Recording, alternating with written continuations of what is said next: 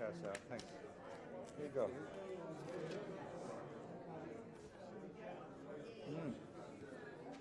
Okay, good morning. Good morning. How you doing, Doc? Rav, how you doing?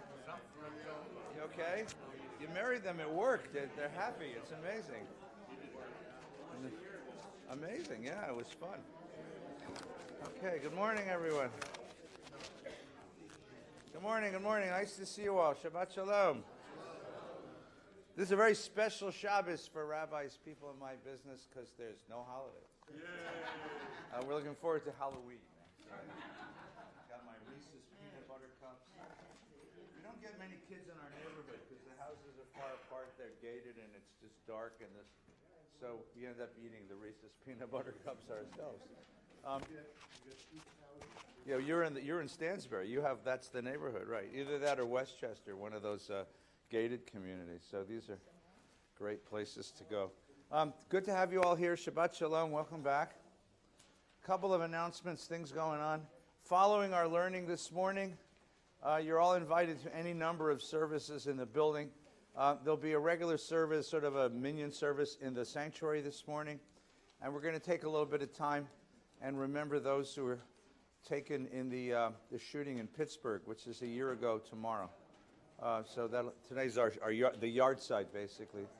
And we'll do a memorial for them, talk a little bit about that. On a more uplifting, there's a library minyan upstairs, Tat Shabbat, and there's a neshama minyan this morning. So those who'd like a beautiful musical rendition of the service with some lovely teaching, go down to Sher Lapati, there's neshama. There's lunch, and then following lunch, there's a Shabbat shiur today. Shabbat shiur this morning. We've had a relationship with CSUN for many years, and they bring a lecture each year. And this year the lecture could only come on the weekend. So it's Professor Zaretsky from NYU, and she is an expert. She's a professor, I think, of anthropology. But she's an expert and authority on Jews of Argentina. And we'll talk about how the Jewish community of Argentina has both suffered and then recovered from its catastrophes. So please come after shul. We'll have lunch, and then after lunch we'll be in, I guess we'll be back in here for that talk. And you're all welcome to join us for that talk. It would be very nice, okay? This coming week, we'll see, this is the last week, sorry? College. Yeah, so this coming week we welcome, the College of Jewish Studies starts again. This year the topic's going to be the great debates, the controversies that shaped Judaism. This week we'll do the introduction session on Wednesday night at 7 o'clock with good cookies. And the topic is how Jews argue. Well, you have to come and find out the answer to that question, right? So we'll talk about creating a Jewish community that can contain certain kinds of content. And then over the course of the year, we have 15 sessions together. We're going to take up some of the great debates that shaped Jewish life, the debates in the Bible, in the Talmud, in medieval and modern sources. And some of them, Rabbi Farkas and I will actually act out. Jane, you ignorant slut. If you understand that reference, you're my generation. That's what. Others, we have guests coming who will present to us what the terms of the argument are, and we'll get to understand how Judaism was shaped through a series of significant conversations, significant arguments. So please come Wednesday night, 7 o'clock. It's free. Bring friends, and there's always good cookies. Sorry, what? Yeah, the whole thing's going to be streamed, which means you can sit in your pajamas and never come to Valley Beth Shalom. But so good morning, everyone online. I think I'm going to one of the sessions we have to all come in our pajamas. I think for them, who's sit at home in their, because people say to me all the time, I sit home in my pajamas and watch you, and I say, yeah, I can see you. You can, So.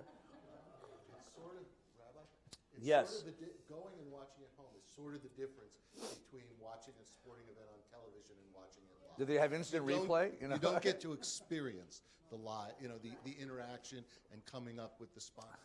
Yeah. But I'd rather have color commentary and instant replay. Let's see that again, Bob. Anyway, thanks. Good. Yeah. Next weekend, Next weekend, a couple of good... I'm already nervous. Rav Gelman is going to be teaching.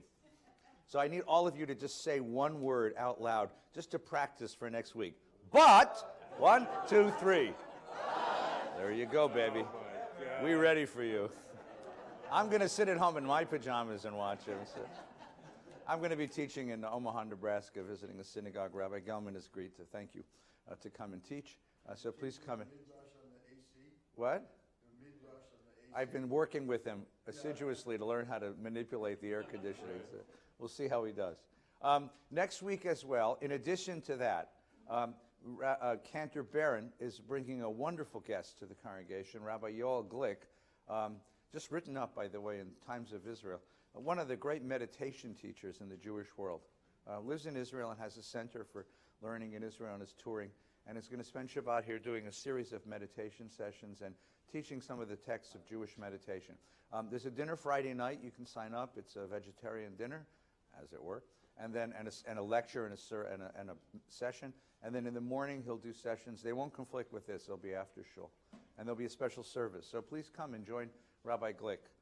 Except for the dinner, everything's free. You're welcome to come and join and learn with us. Most everything we do in terms of learning at VBS is free, because that's what we do. We want people to feel comfortable coming. Okay? Did I get that right? Yeah. Cool. All right, what'd I forget? Anything else? I'm sure I forgot something. I'm sure I'm going to say, oh, I forgot to tell him this.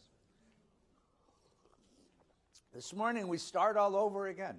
This morning is Parsha's Beresheet. We roll the Torah back to the beginning and start the whole cycle all over again. So I thought we would start with the creation of the world. I thought it's a pretty good place to start. But before you start with the creation of the world, we have to start with the creation of language, because language and the world have a very important relationship. As far as we know, as far as I know, as far as I've learned, the invention of written language in Western culture took place in southern Mesopotamia by the Akkadians. The Akkadians were the first great civilization in southern Mesopotamia approximately 5,000 years ago, or approximately 1,500 to 2,000 years before the Bible. Written language began in Western civilization in a form called cuneiform. Cuneiform meant you live in a river civilization or in a river delta, so there's a lot of mud. So you take mud from the delta, put it in a frame, and as it's drying, it becomes hard. Before it becomes hard, you take a stylus, a pen, or a stick, and you make an impression into that mud. And that's how the early written language was created. The Sumerians or the Akkadians of southern Mesopotamia create this form. Now, cuneiform documents then are tablets. Now, the advantage of a cuneiform tablet is that it lasts forever.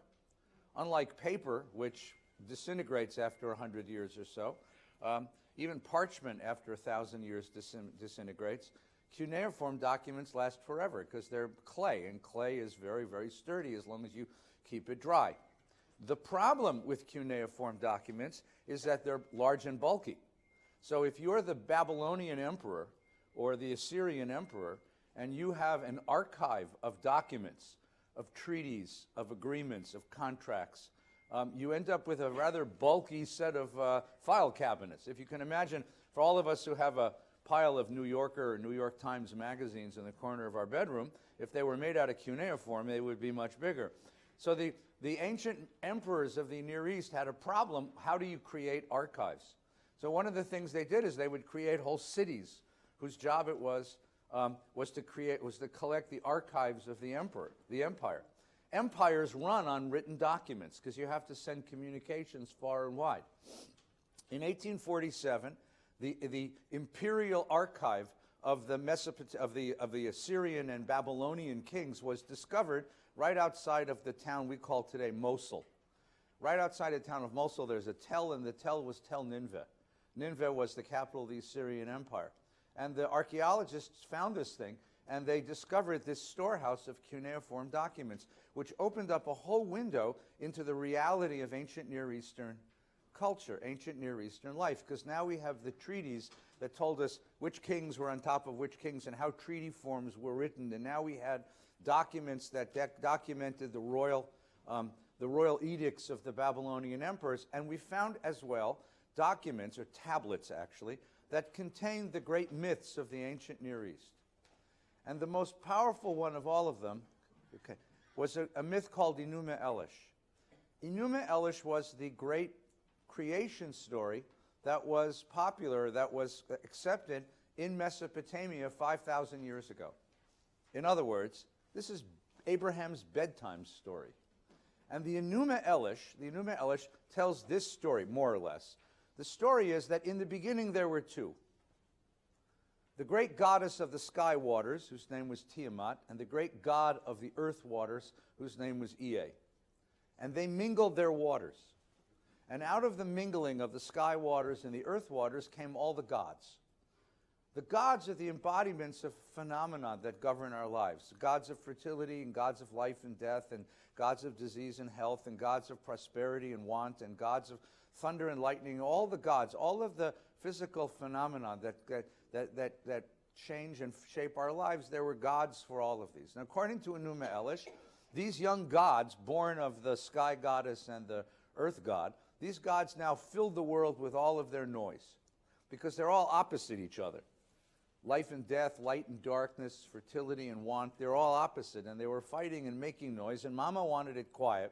So Mama decided to destroy all of her children and return the world to its primordial silence. The gods were tipped off, and they gathered in concert, and they decided they would defend themselves against the fearsome sky goddess, and they needed someone to be their champion, and up stepped Marduk. Marduk you'll recognize. He's the patron god of the Babylonian Empire.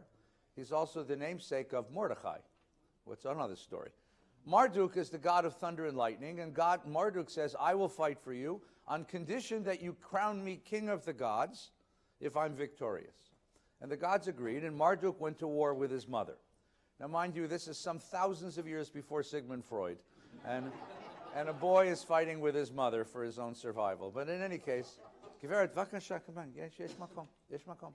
יש מקום פה, יש כיסא פה יפה ונוח ומה?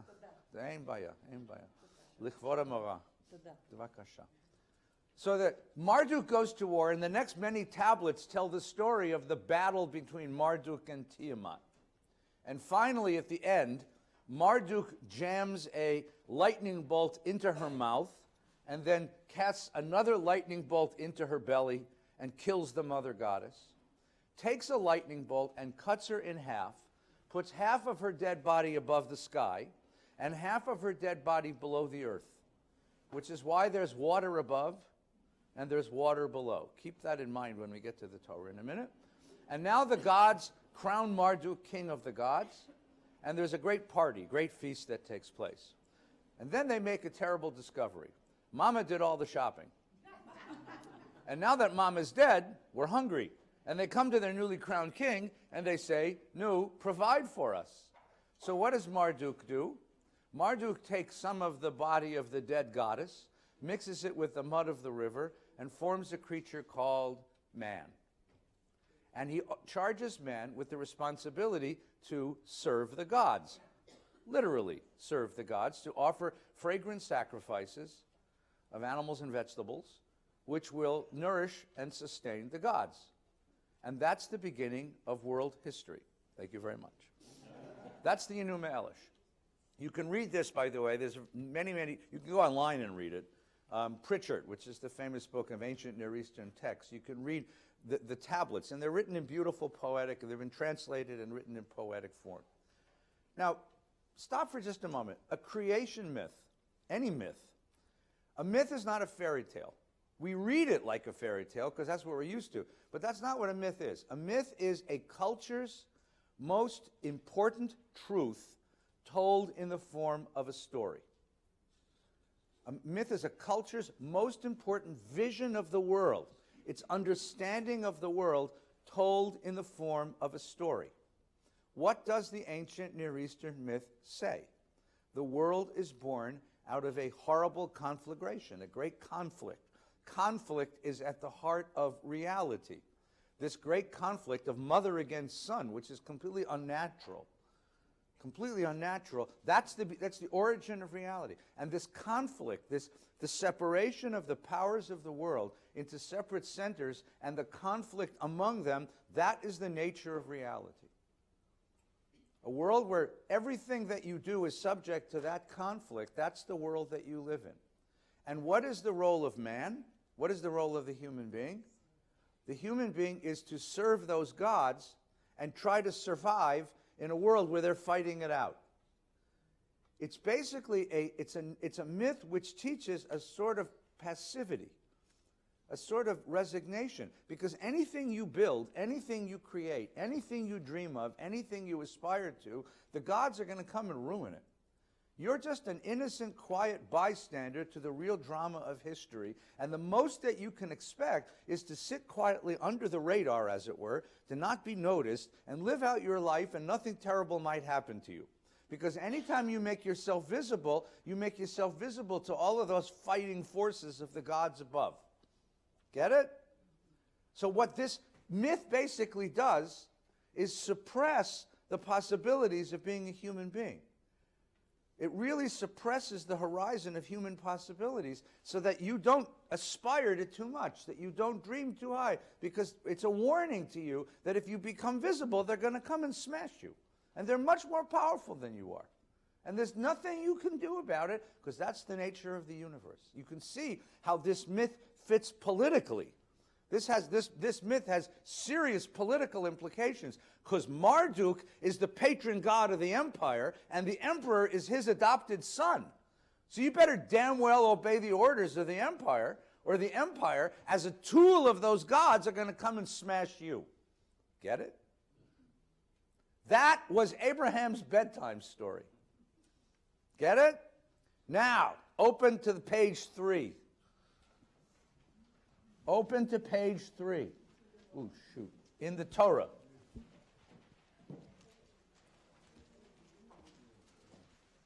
Now you know the backstory. No, but I'll read it, so we'll just pass them around. We'll just hear it. Page 3. Ready? Page 3. Beresheet bara Elohim et hashamayim ve'et haaretz va'aretz hayta tohu v'avu beruach Elohim merachefet al pnei hamayim. In the beginning, God created heaven and earth. The earth was unformed and void, with darkness over the surface of the deep, and a wind from God sweeping over the water. And God said, "Let there be light," and there was light. And God saw the light was good, and separated the light from the darkness. God called the light day, and the darkness he called night. And there was evening and morning, a first day. All right, all together, yawn. Ready? 1, 2, 3. Wait a minute. Where's the drama? Where's the fight? Where's the war? Where's the conflict? Where's the passion? None. Bad cinema. Great myth, great spectacular ideology, bad cinema. The Mesopotamian myth makes a great myth. I mean, can you imagine? Right? Tiamat will be played by Meryl Streep, and Marduk by, I mean, you know, come on, help me. There's no, what? William, well, maybe. Russell, yeah, something. There's nothing here. There's no war, there's no drama, there's no conflict, there's no fight, there's no struggle, there's no passion. What do you get? It's a very quiet story, right? It's a very quiet story. That's on purpose. You see, what Enuma Elish, the tablets were discovered in 1846 and decoded in 1876. And every student of ancient Near Eastern history now reads them. But what you have to understand is that now we know the backstory. This was written as an answer to that. And it was written on purpose as an answer to that. I'll prove that to you in just a moment. But first, just gather in what this is. The problem with a myth is not proved true or untrue. All myths are myths. Americans have myths. We have myths, right? We have myths of the self-made man. We have myths of achievement. Every culture teaches its kids myths. Myths are not proved true or untrue, but they have implications. They have implications for the way that you see the world and the way that you understand yourself in the world. Think of the implications of the Mesopotamian myth. What the biblical authors saw in that myth was an attempt to suppress the human being, to what we would say, to suppress the human spirit, to depress the horizons of human possibility. And what you have here is a response to that. A very self-conscious response, because it is a very quiet story. In the beginning, God created everything. Okay, come on in, come on, we got room. There's got a lot of room. Come in, come on, come on. Right? The earth unformed and void, God over the surface. The Hebrew word is tohu vavohu, which means mishmash. It even sounds like mishmash. And God says, Yehi or. Now, it's a great sentence, by the way. Yehi or. Yehi, it doesn't, let there be light. Too many words, 2 words. Yehi or. Yehi just means be. And there's no consonant in that sentence until you get to the resh at the very end, which is a soft consonant. It's more like breath, right? It's like, or.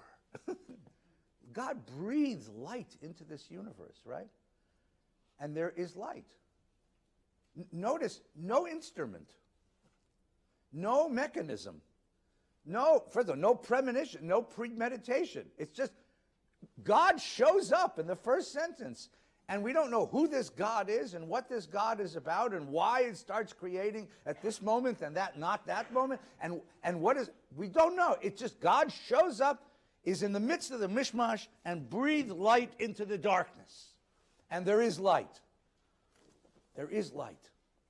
You can see right away, we'll come back to this in a moment, the relationship between language and creation. You create using words.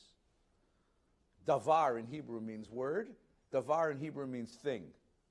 Okay? You breathe it in. Then what does he do? Saw the light was good. Vayar Elohim ki tov. Now, why did you have to say that? I mean, just think for a minute. Why did I need to be told God saw it was good? Just don't answer, just think for a second. That's a very interesting sentence because it doesn't belong. It's a valuation. It's not a description of the process of creation, right? And then separates light from darkness, calls the light day, the darkness night. Vayer vayboker yom echad. What do you got here? A very dull story. You have a story which is a conscious response to the Mesopotamian myth. A conscious response to the Mesopotamian myth. Saying what? This is a different world. This is a world of careful order.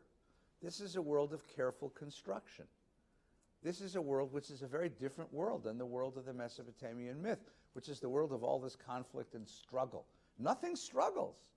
Nothing struggles. There's no material of creation that pushes back against the will of the Creator. When I create a challah, I bake challah. My dad taught me. You know, I create a challah when I have a chance to.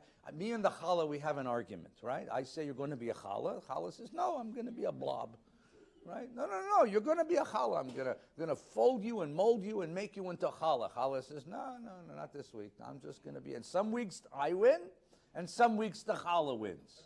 And if you think a challah is tough to deal with, try raising a teenager. The material of creation pushes back against the Creator.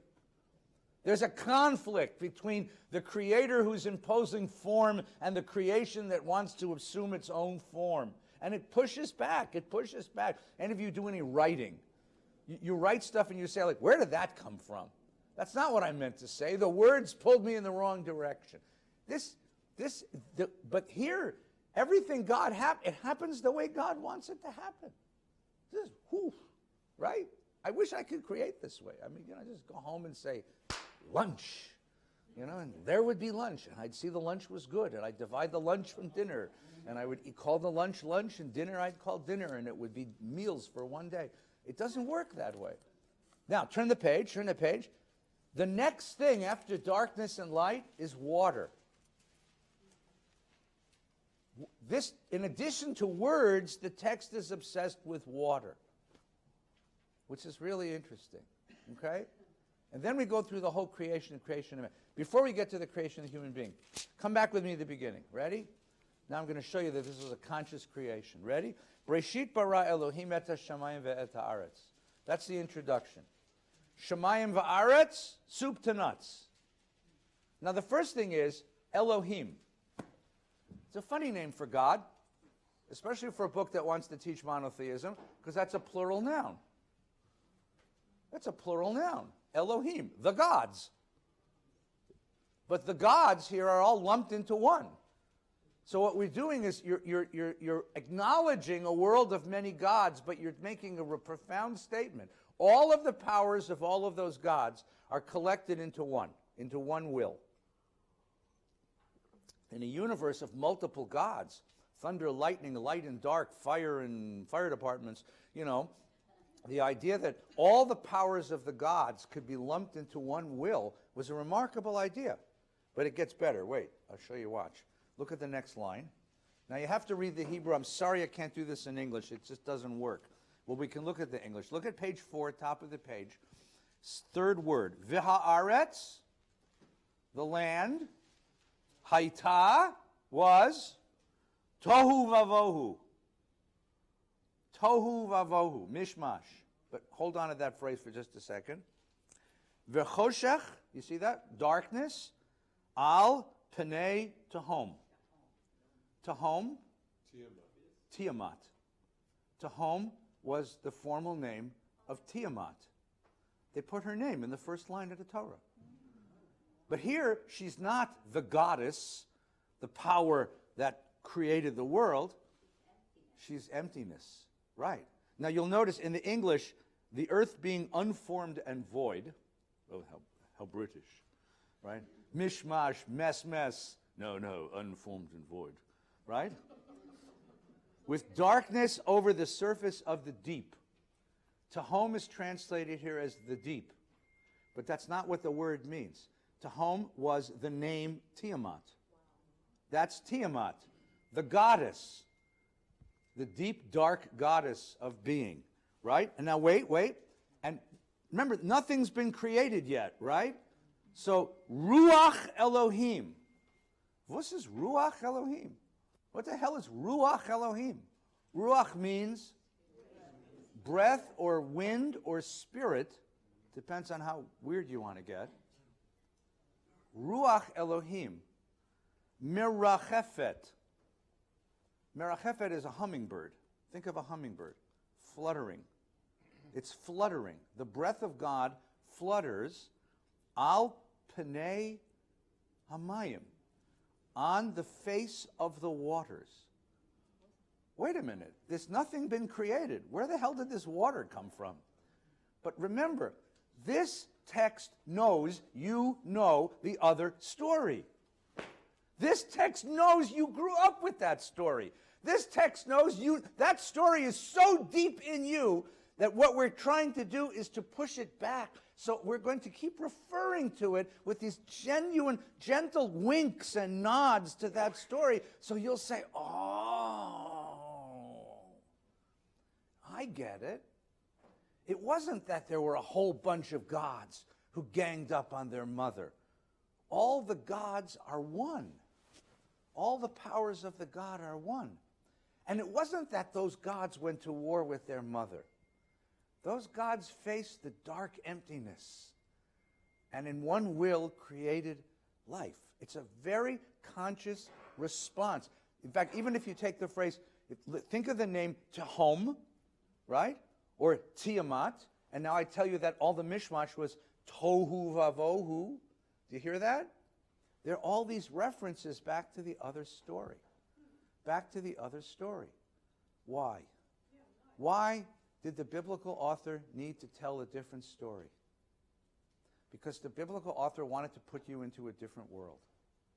Because the biblical author wanted to create for you a world, not a world in which everything you create is destroyed, not a world in which everything you dream is sullied, not a world in which you have to sit quietly and passively and not become visible. It's contrary. It's a complete opposite world. Listen to how the world comes together, piece by piece. Organized, rolls out from the Creator.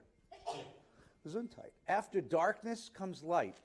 After the mess of the water, so now we get to page 6, the expanse of the water, you create a zone of order. The idea that land emerges from water becomes a metaphor. The idea that creation comes out of chaos. What is our world? It is an island of creation in a world of chaos. Yeah, sure, there's a world of chaos all around you. That's what water represents. But now I'm going to create a zone which is not subject to that creation, not subject to that chaos. It's a world that's ordered. Let there be expanse in the midst of the water. The Hebrew is rakia, which is sometimes translated as firmament, whatever the hell that is. A space within chaos that you can create something and it's actually going to hold. Why? Because I pushed the chaos back, right? Then let the water below the sky be gathered into the sea, and you create dry land, right? Then put vegetables and stuff on that land. Then put stars and sun and moon in the sky, right? Then on page 8, right, let's bring forth all the living creatures, piece by piece by piece. A stage is being set. A scene is being set. Let the earth bring forth every living creature. I got cows and sheep and goats and stuff, and now everything. And now at the bottom of page 9, everybody turn to page 9. And now having set this whole scene very consciously, now watch what happens. Verse 26. There we got verse 26. Vayomer Elohim. God says, we don't know to whom. Naaseh Adam b'tzalmenu kidmutenu. Naaseh, we will make. Who's he talking to? Is this the royal we? Is it the angels? Is it the creatures of the world? Is he just talking to himself? I mean, the Queen of England talks this way, right? Our children have sugar, you know. But, you know, is bit salmenu kidmutenu. Bit salmenu kidmutenu. Tselem, well, in Hebrew, in modern Hebrew, letsalem means to take a photograph. Tselem means a photograph. As in the image, to resemble kidmutenu in our form. Now, this, remember how how man was created in the Mesopotamian myth? Man was created in the Mesopotamian myth out of the blood of the dead goddess. This is a parody of that. This is a poke. Yeah, you're right. We're made out of God, but not the way you think. We're made out of the same stuff that God's made out of, but not the way that you think. Not out of the blood of the dead goddess. We're made out of God in the image. It's an elevated image, right? Vayirdu begat ha'am. And what is this new creature going to do? Not burn up animals so that the gods will be nourished, but rather to rule the world. You're going to share the authority of the Creator in ruling the world. You have the responsibility to take care of the world. They'll rule over the fish of the sea, the birds of the sky, the cattle of the whole earth, all the creeping things. And now it happens. Verse 27 on the next page, right? God created, now it's a very nasty verse. Grammatically, you'd get an F. Right? Vayivra Elohim et ha'adam. So, he created man. Now notice, by the way, everything gets created without a moment of premeditation. Right? Yehi or, let there be light, let there be a space, let there be dry land, let there be bugs and vegetables and trees, let there be bugs and animals, let there be stars and sky. But it's only when it comes to man that there's premeditation. Na'aseh et. The narrative stops, and you're presented with this thought. We get the thought of the Creator. He created man in his image. He did it. Right? B'tselem Elohim bara oto. It's a poetic couplet, right? He created man in his image. In his image he created him. It's chiastic. It's an X. You see it? He created God in his image. In his image he created him. Okay? Zachar keva bara otam. Male and female, they were created together. Male and female created together in the same gesture as equals. We'll come back to why that is. But just get this. I want you to hear this author. What is he telling you? This is not the afterthought that it is in the Enuma Elish. This was not the answer to the question, how do I feed the gods? On the contrary, why does God create this man? First of all, we don't know why he creates the man. The kids always ask me that. When I do questions and answers with kids on Thursday mornings. And the third graders, fourth graders who study Beresheet, they want to know, if God knew that people were going to bring all the mess to the world, why did he go ahead and create them? So I tried, I have to answer a kid's question. So once I had a brainstorm. I said, here's what I want you to do. I want you to go home tonight, and I want you to ask your parents why they had you. The kid said, seriously? I said, yeah, I want everybody here to do that. Because I have news for you. Before you were born, you may not believe this, but I know this, your parents had a good life. I mean, a good life. They could eat what they wanted, when they wanted. They could go out late at night. They could walk around the house in their gatkas. They were very happy people. And then you showed up. You remember what your first words were? When you came out of your mother's being and you looked in your mother's face and said, good morning, mother. What a wonderful thing to share your reality. No, you came into the world and the first thing you said was, ah! And for the next 35 years, that's what you do. You whine, scream, moan at your parents, ask them for money, crash the car through the back of the garage, date people they can't stand. Come on, I mean, that's and your parents. So why do people have, and then, if it wasn't so bad, then they had your brother and your sister. Right? Apparently, you're a doc. I mean, apparently there is some sort of amnesia that comes after childbirth. Because if, women remembered what it was like the first time, there would never be a second kid in the world. So something happens to the brain that you forget, and that's how you end up with, kid number 2. Right, yeah. Kid number 1 is usually a wonderful child. Kid number 2 is the devil's child, Kid number 3 is usually, a beautiful child, and then kid number 4 is, who are you again? Oh, you live here. Oh, God, we don't know why God brings, but what he does is he shares with the human being the power of this, the authority over this world. It's a very different image than serving the gods, being God's partner in sharing the world, right? And then what happens is God blesses all of this mess, and right there, and adds one last word. I missed the page here. Right? He gives them all he says, be fruitful and increase and fill the earth and master it. Kiv shuha. Uridu begat. I want you to rule over. I put you in charge. Here are the keys. You're in charge. You're no longer the servant of the gods. You're the master of the world. That's where we're put here, right? And he gives them all the vegetation in the world to eat. And God saw all that he had made. And here, remember how before it says he created light, he saw it was good. Here, he creates all this stuff, and it ends, it's again a chiastic thing. It ends with the same basic phrase. And God saw all that he'd made. Vayar Elohim et kol asher asa, v'hinei tov me'od. Tov me'od. It was all really good. Really good. And then God knocks off for today. Take Shabbos, right? I mean, and that's creation. I want you to focus on the differences between the two stories. And here's the question, and then I'll get all your questions. I want you to ask this question. What world does each story describe? What human being what map of human existence does each story describe? What's the difference between the two? Why did the biblical author want to respond to the Mesopotamian myth? That's today's final exam question. You have an hour, I'll be back. Yes, please. I'm going to sit down because my leg hurts, but not out of this. This is really beautiful. Thank you so I've been listening much. to the way you explain it. Everything is fantastic. I It hope makes so. sense and everything, but how do you... You've taught them. You have taught them. You have taught them. How do you relate it to a scientific fact? All right, that's a great question. All right, so, because that's the second question kids ask, or the third question. The other question is, if God created everything, who created God? That's a question. And then the question is, all right, where are the dinosaurs, right? Where's evolution, okay? Great question. Great question.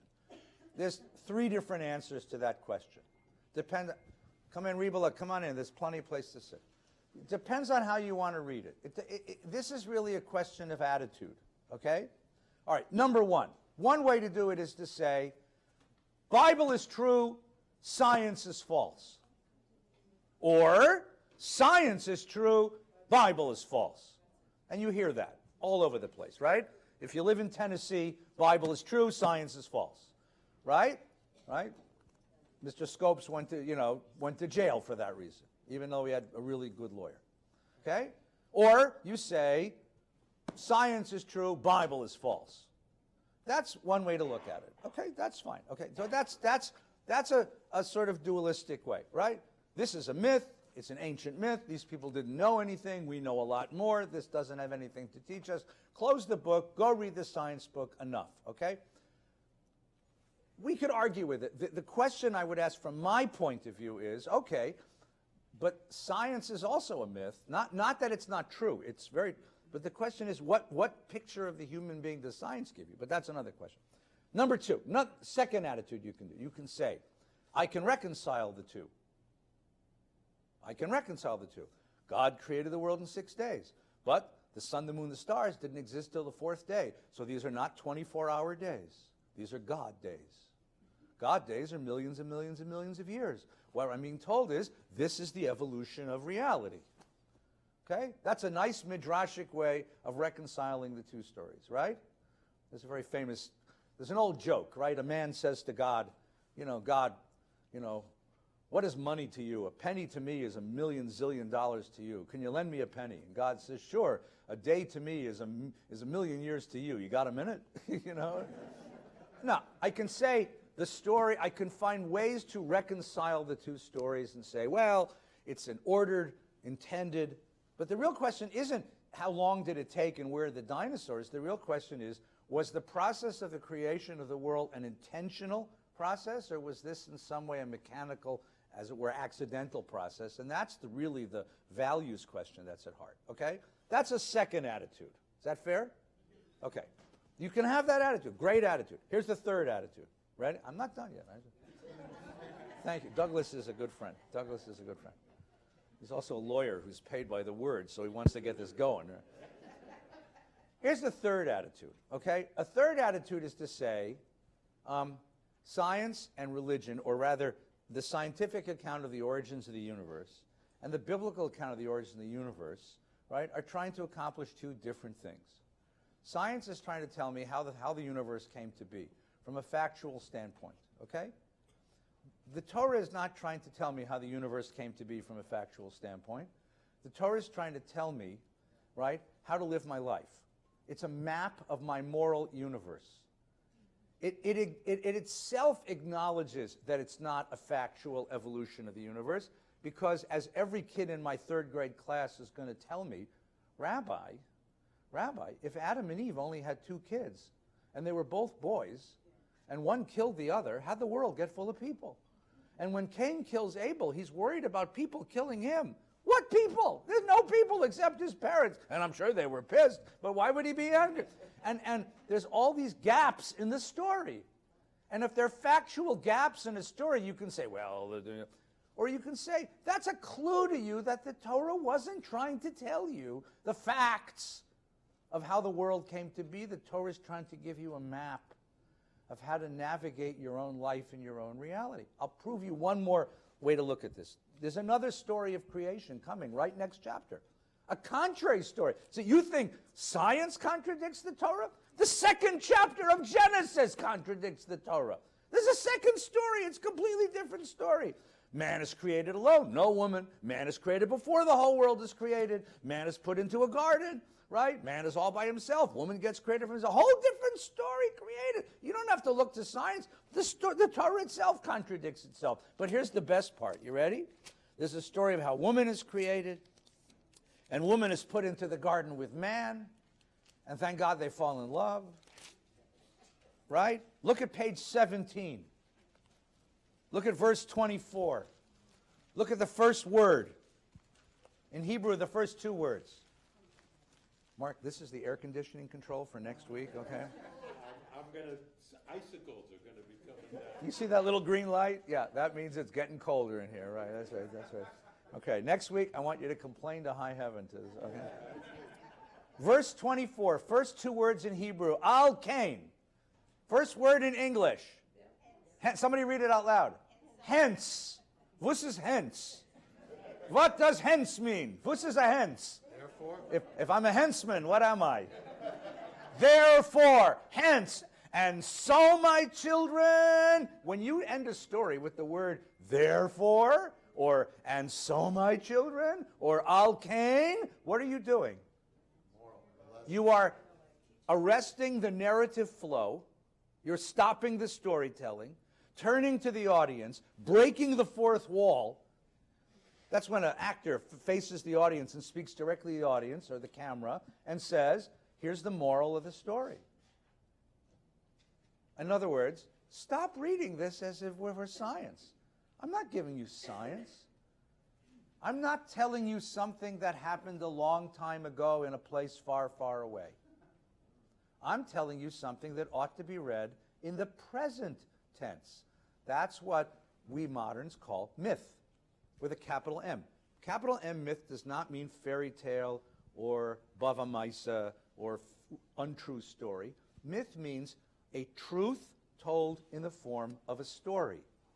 The truth of Genesis isn't about how the facts of the universe came to be. I apologize that it's so freezing cold in here. It's because Gelman screwed around with the thing.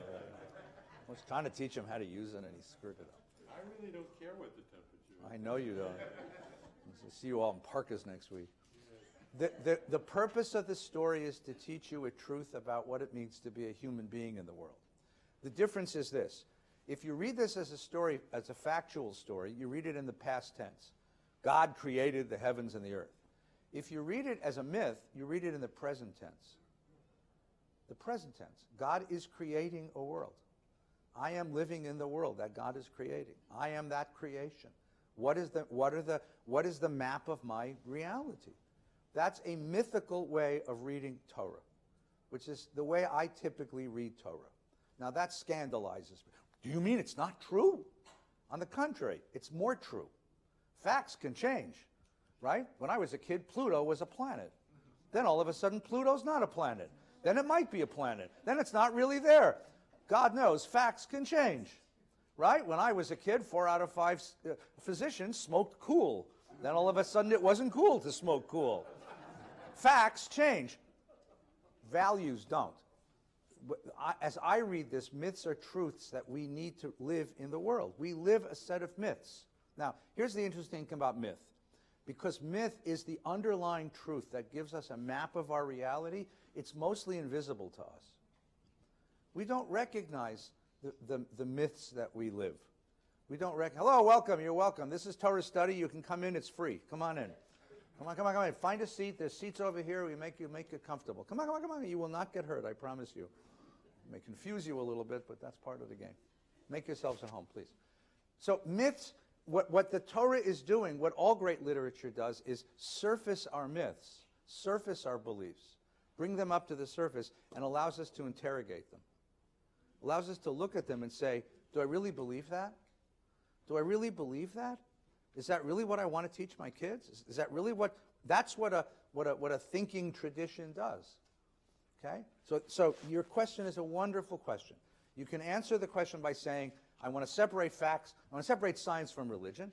You can answer the question by saying, I can find scientific truth within my religion. Or you can separate them by saying science and religion have different roles to play in my existence, in my life. And those are 3 different attitudes that answer that question. All right, we got lots of questions. Okay. Keep First it of short. all, Keep it short, because I got a lot more to do. yeah, so. I know, I understand. I know. But I just want to praise you because Oh, no. this is the beginning of the Torah cycle. You've worked your ass off for a whole year teaching us, and we're here. We're here not really the truth, the little dirty truth. We're not here because of the Torah. Oh. We're here because of you. Oh, you're sweet. So thank you for what you have done in the year. And your summary of everything is so beautiful. No rabbi really that I know in the country could have done what you just did. 5, However, 4, 3, 2, but 1. All together, But- ready? 1, 2, 3. your understanding of myth is deficient. Okay, go ahead. Myth It's is incomplete. not incomplete. deficient. Myth is not the truth of a society put into a story. Myth is conflict between gods. Without a conflict between gods, and you pointed this out in the drama of the Enuma Elish, and we'll see it again next week in the flood epic of the Enuma Elish and Utnapishtim. The fact of the matter is that without gods, there is no myth. The point of Genesis, the point of the Torah, is to kill myth. Because without myth, you have only one God. The second point, which is the point of the Torah, and for that reason you can't have gods, and you can't have myth. It's an anti-mythic work. In terms of the difference between science, I prefer Stephen Jay Gould, the great paleontologist, may his memory be blessed, who came up with the idea of noma, non-overlapping magisteria, that science and religion are magisteria. They're creations of human thought and hope. And one, science, is about how the world is, and the other is how the world ought to be.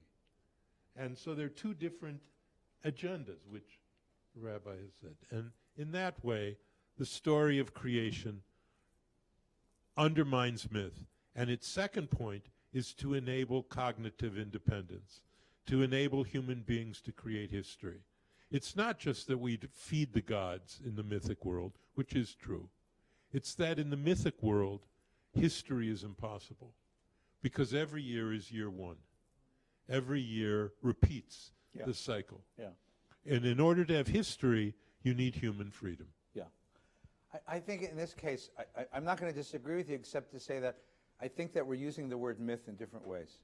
Yes, you could, if you say that by definition that myth is a conflict between gods, then the Torah is anti-mythic.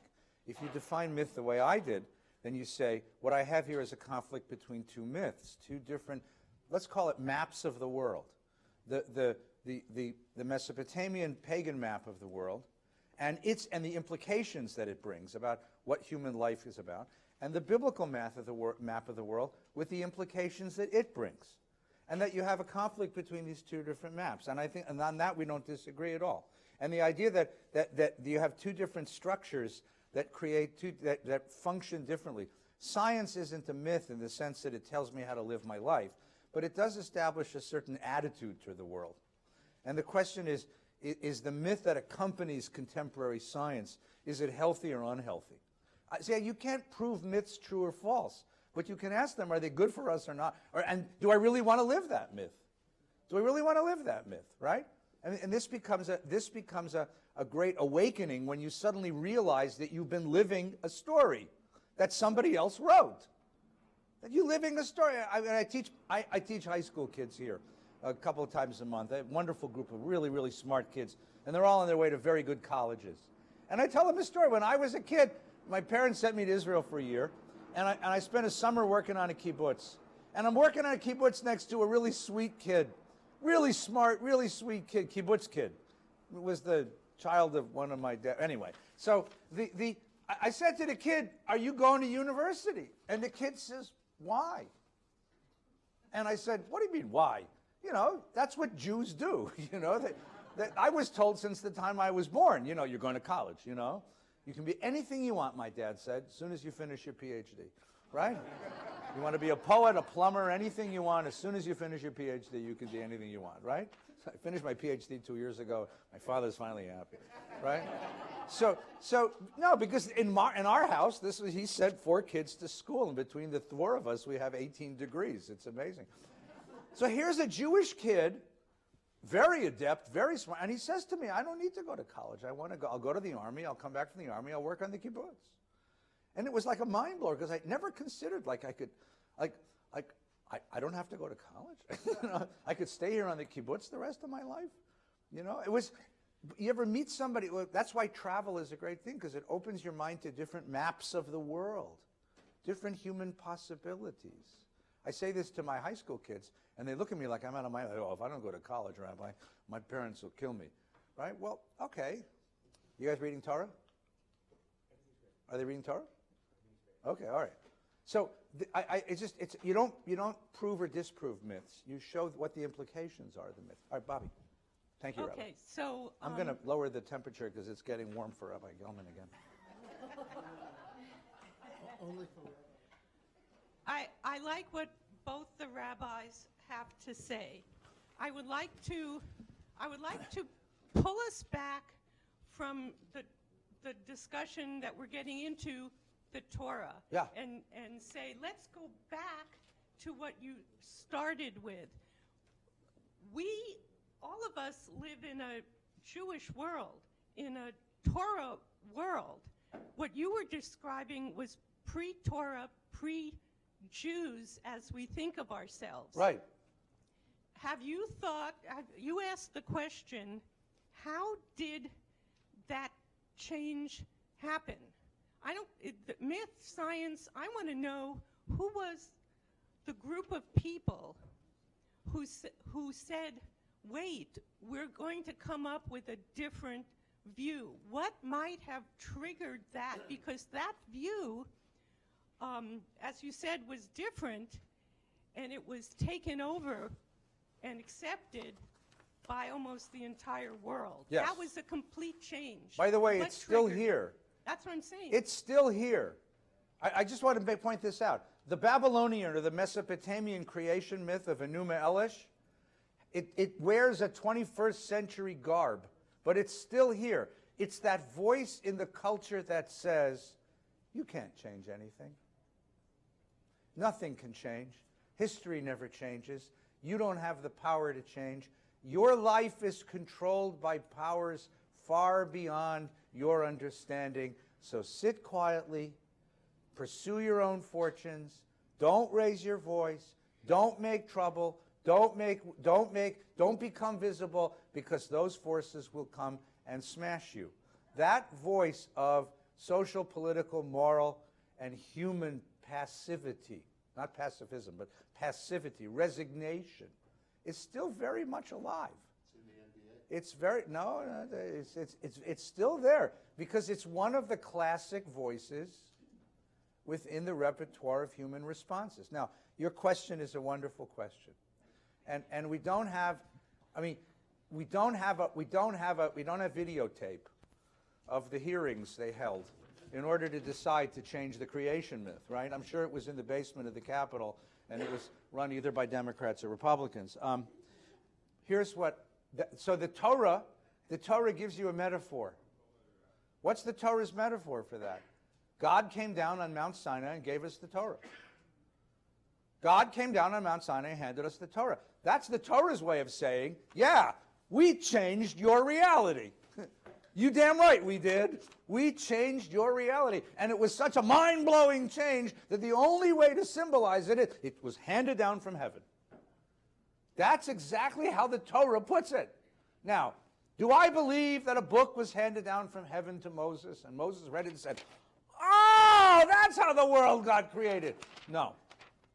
I think that, as you said, you have a cultural evolution of people who realize, what are the implications of the myth I've been living, and why doesn't it work for me? And what do I want to hand to my children? And slowly over time, they gain the courage and the resolution and the literary skill to create a new myth. And then they say, yes, that was God that told us that. God told me that is the most powerful way of saying, yes, I recognize that this is a complete mind blow, a complete explosion, a revolution in human consciousness. And it couldn't have simply come from a bunch of guys who sort of made it up on a Tuesday afternoon. It really is. Okay, now remember where we lived. God put us in a really bad, God could have put us in so many nice places, Hawaii, Singapore. Where did God put us? On the highway between the two great civilizations, Mesopotamia and Egypt. And the Torah is in very much a way of responding to those two civilizations and offering a better way to conceive of your reality and to live a life than the way that the Mesopotamians and the way the Egyptians offered. And that's what the Torah ends up being. Before we conclude, take out the sheet. If you got one of these, take it. So here's the interesting thing. Myths don't die. Myths go on living. They come back and haunt us. Even the Mesopotamian myth, which seems to be so beautiful, I'll be right with you, so beautifully refuted by Genesis, you know what? It just don't go away. Now, it doesn't go away for many reasons. First of all, because it has staying power, because you keep hearing it. right? Second of all, because sometimes the world looks that way. Sometimes when I open my morning paper, it doesn't look like a world created by a benevolent God and blessed Tov Me'od. It looks more like the way the Babylonians or the Mesopotamians described it. So you know what happens? Even in the Bible, you keep hearing that myth returning. You keep it. So I collected them, as many of them as I could find. Okay? So here's a couple of them. I'll just read these and remember the myth, right? Psalm 33, verse 6. By the word of the Lord the heavens were made, by the breath of his mouth all their hosts. Host means all the stuff that's there, okay? He heaps up the ocean waters like a mound, stores the deep in vaults. Let all the earth fear the Lord. Let all the inhabitants of the world dread him. He spoke and it was. He commanded, it endured. That's the psalmist's poetic way of describing creation. But now look at how creation was created. In order to create an ordered, benevolent universe, what do you have to do? You have to gather up all the chaos and stick it someplace. So where did he gather it up? He heaped up the ocean waters like a mound and then put them in a deep vault, which means somewhere in the world, what is there? There's a vault full of chaos. What if the door to that vault is leaky?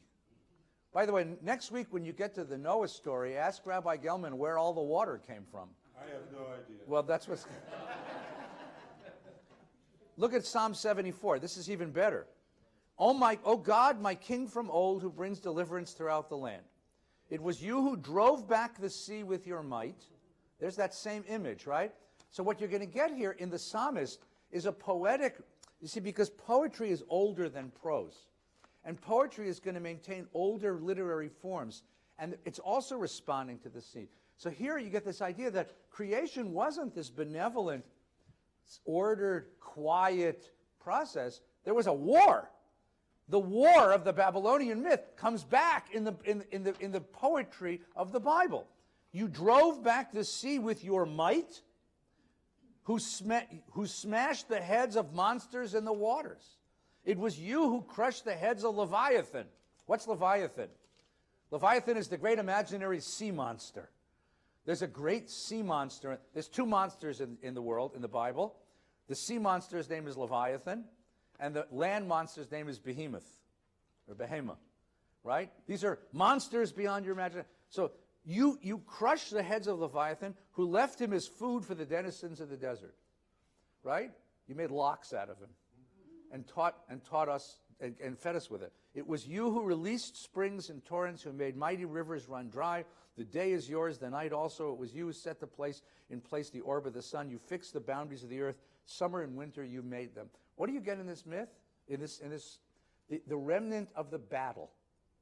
There must have been a story that was halfway between the Mesopotamian story and the Bible story, in which Elohim, the God of Israel, right? Elohim goes to war with all the natural forces of chaos and has to tame them. So the sea pushes back, Leviathan pushes back, Behemoth pushes back, and God has to push all this stuff and get the world ready for us. That's a halfway point. But why did that persist among us? It persisted because sometimes you live in a world that feels that way. Because the Genesis story, as beautiful as it is, doesn't fully capture the chaos of life. And so the poetry of the tradition maintained this old, suppressed tradition. The old, suppressed tradition that creation came about through a war. Okay, look at the next one. O Lord, God of hosts, who is mighty like you? O Lord, your faithfulness surrounds you. You rule the swelling of the seas. When its waves surge, you still them. You crushed Rahab. Who's Rahab? That's Leviathan's real name. Or else Leviathan's wife. That's actually the other tradition. Rahab, it's written Rahab in Hebrew, Resh Chet Vet, and it's a mythical creature. So there's all this poetry that maintains this other tradition. He was like a corpse. With your powerful arm you scattered your enemies. The heaven is yours, the earth too, the world. You established north, south, you created them. In Job, you get the same thing. Job's a very old text, these parts of Job, the poetic parts. This is Job at the end of the book of Job. Job has been complaining for 35. You've heard of the patience of Job? Lasts 2 chapters. For the next 35 chapters, Job kvetches. I mean, this is one of the great kvetchy books. And he has reason to kvetch. His life fell apart. Horrible, horrible suffering. And he just like kvetches and kvetches. And finally, at the end of the book, God shows up and says, you talking to me? And then he takes him on a tour of the universe. And he says, where were you when I laid the earth's foundations? Speak if you have understanding. Do you know who fixed its dimensions, measured it with line? Unto what its bases were sunk? Who set its cornerstone? Now listen. When the morning stars gathered together and all the divine beings shouted for joy, who closed the sea behind doors when it gushed forth out of the womb?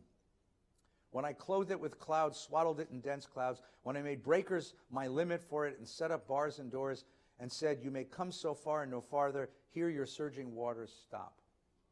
Oh, do you hear what's going on here? The same old myth of the sea goddess fighting against God, and that creation was a war between the two. So no matter how carefully Genesis tried to vanquish the ancient myth, it kept coming back. Because it's a myth that appeals to us. Because when you're living in a world that seems to be out of control, you want to say, you know, I can't do anything about this. And there's this conflict between these two ways of seeing reality. Proverbs has a different idea. Proverbs is a later book.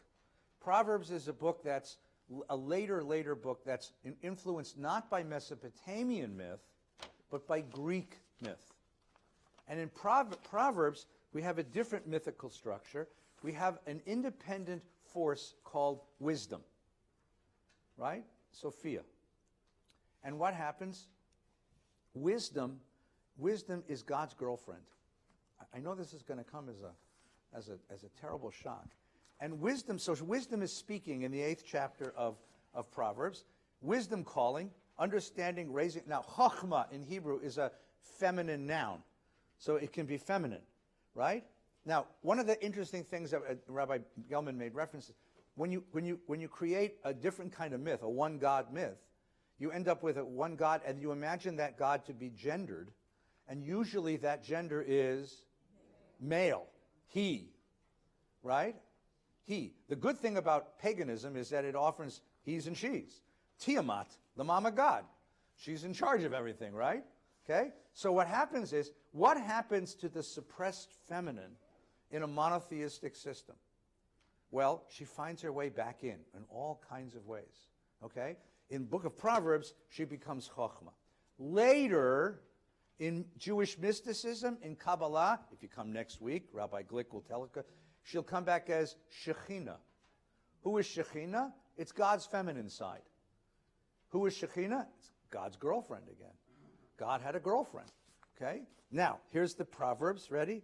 Wisdom says, the Lord created me at the beginning of his course as the first of his works of old. What was the first thing God created? Light. What's weird about that light? The sun, moon, and stars aren't created till the 4th day. So what kind of light are you talking about on the first day? Everybody go, What kind of light was that? This kind of light, Chokhmah.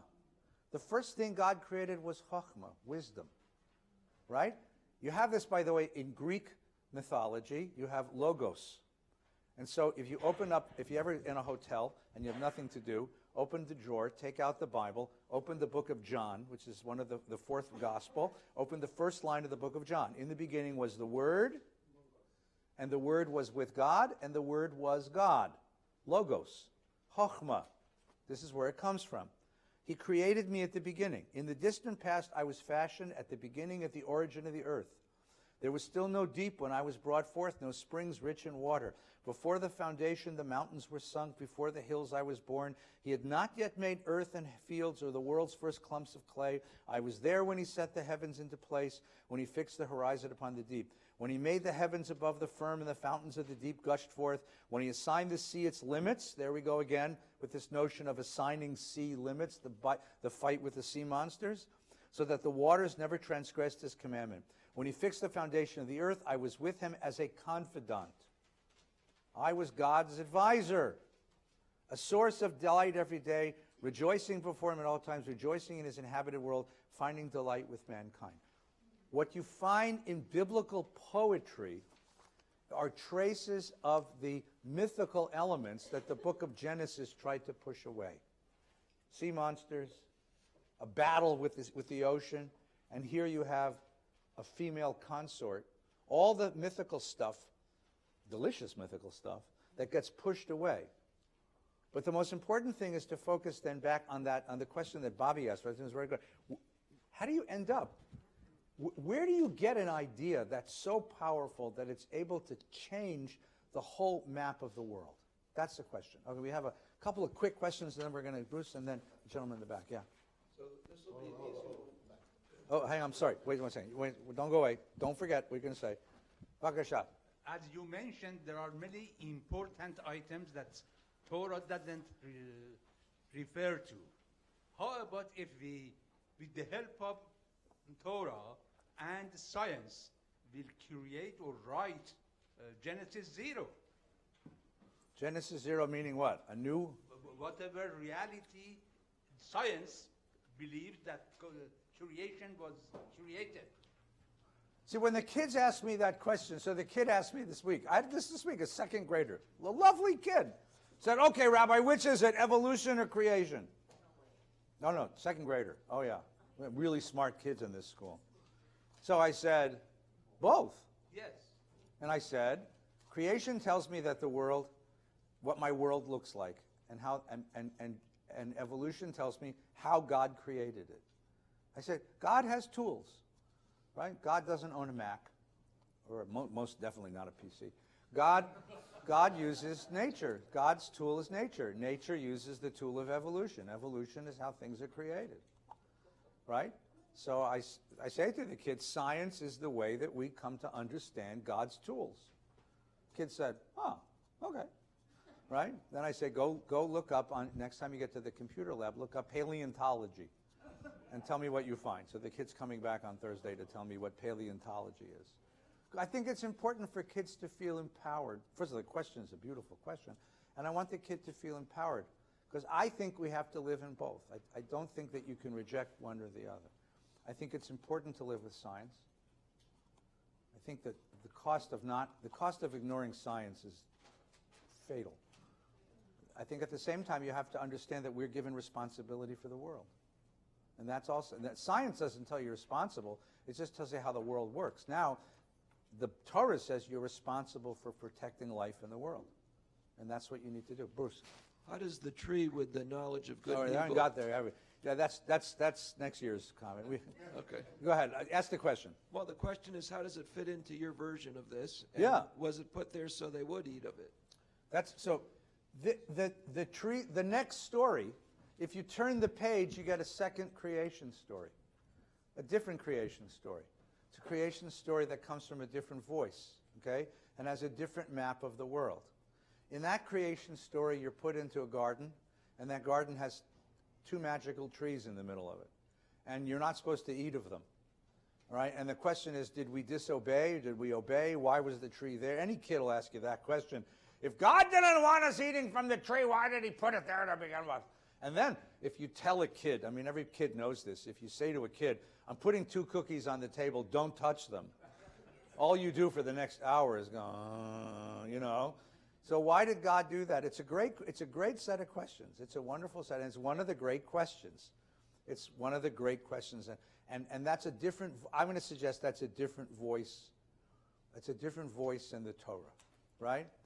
And I think that what you have in that voice of the Torah is a different conception of what it means to be human and the relationship between human beings and God, okay? And that we'll have to wait for another time because that's a very long conversation. David! I just have one thing to share from the great Jewish poet Yip Harburg, who wrote the lyrics to The Wizard of Oz, but he composed a little rhyme that's apropos. Yes. It's called Back to the Drawing Board, and it goes like this. God made the world in 6 days flat. On the 7th he said, I'll rest. So he let the thing into orbit swing to give it a dry run test. 1 billion years went by. Then he took a look at the whirling blob. His spirits fell as he shrugged, Ah well, It was only a 6-day job. And on that note,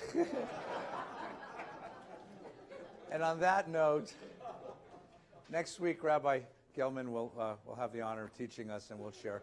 And I'll see you the week after. Take care. Have a good Shabbos. Thank you. Thank you.